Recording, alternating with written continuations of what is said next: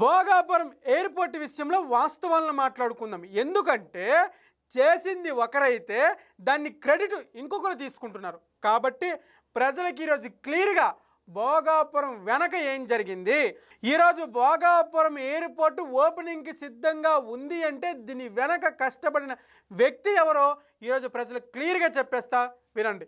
2015 ఫిబ్రవరి 19న బెంగళూరులో జరిగినటువంటి అంతర్జాతీయ ఎయిర్ షోలో భోగాపురం ఎయిర్పోర్టుపై నాటి సీఎం చంద్రబాబు నాయుడు గారే ఈ నిర్ణయం తీసుకున్నారు.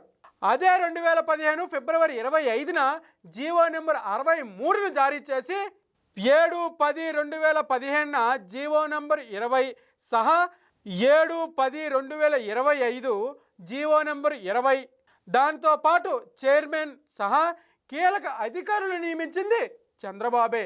14/10/2017న భోగాపురం ఎయిర్పోర్ట్ ఇంటర్నేషనల్ కార్పొరేషన్ ఎండీగా డాక్టర్ ఎం వెంకటేశ్వరులను నియమించింది చంద్రబాబే. భూసేకరణ కోసం అధికారులతో పాటు ప్రత్యేక బృందాన్ని ఏర్పాటు చేస్తూ జీవో నంబర్ 254 జారీ చేసింది చంద్రబాబే. 27/1/2016న కేంద్ర ప్రభుత్వం నుంచి ఫ్లైట్ క్లియరెన్స్ తెచ్చింది ఘనత కూడా చంద్రబాబే.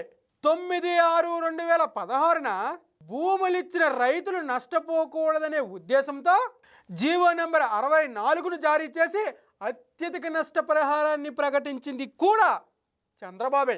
7/10/2016న కేంద్ర ప్రభుత్వం నుంచి ఇన్ ప్రిన్సిపల్ అప్రూవల్ను కూడా తెచ్చింది చంద్రబాబే. 10/3/2017న జీవో నెంబర్ 3976 ద్వారా స్టీరింగ్ కమిటీ, నావిగేషన్ కమిటీలను ఏర్పాటు చేసి పనులను మరింత వేగవంతానికి తీసుకొచ్చింది చంద్రబాబే. ఏ ప్రాజెక్ట్ అయినా కీలకమైన పర్యావరణాల అనుమతులను కూడా నాటి కేంద్ర మంత్రి అశోక్ గజపతిరాజుతో కలిసి చంద్రబాబు నాయుడు గారే తెచ్చారు. 14/8/2017న కేంద్ర పర్యావరణాల శాఖ అధికారికంగా క్లియరెన్స్ లెటర్ను జారీ చేసింది. భోగాపురం ఎయిర్పోర్ట్ పనులు పూర్తి చేసింది ముమ్మాటికి చంద్రబాబు నాయుడు గారే. మొదటి ఫ్లైట్ దింపింది కూడా చంద్రబాబు గారే.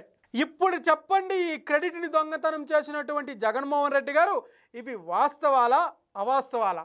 ఎందుకంటే పని చెయ్యకపోతే పని చేసే వాళ్ళకి సపోర్ట్ చేయాలి, కానీ ఇలా లేనిపోని నిందలేసి అసత్య ప్రచారం చేయడంతో పాటు ఆ పని చేసిన తర్వాత ఆ పని క్రెడిట్ని తీసుకోవడం చాలా దారుణమైన విషయం.